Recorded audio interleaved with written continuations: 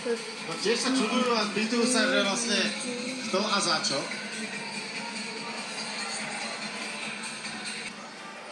Kračuje Veselov hra 5 proti 4. Minárik dostáva sa do koncovky, ešte Bačík zachytáva. Bakoš. Chcel to posunúť do ohňa, tam je pripravený Takáč na dorážku. Bušer je pripravený k návratu, naspäť na novú plochu, ale v tejto chvíli strieľa do 5-1.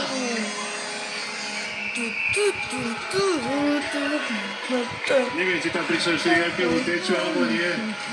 Dá sa to ako čistiť priestrela.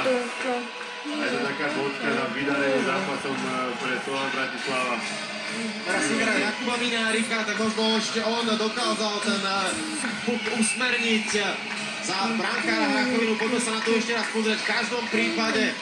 A ak sa nemýlim, malo by to byť ešte počas presilovej hry a napokon áno, Minárik oslavuje najviac, tak gól bude pripísaný. Akurát si myslím, že to nebola už presilová hra, ale to je v podstate úplne jedno. A Bušer ešte stál na trestnej lavici. Mala byť 25 sekúnd do konca boli.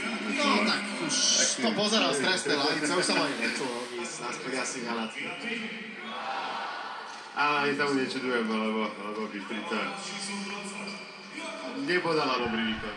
Najmä ten úvod zápasu nehrala dobre a ten zápas, ak si zoberieme také retrospektíve, tak bola ešte slabším tímom a Slovan len potvrdil svoju formu.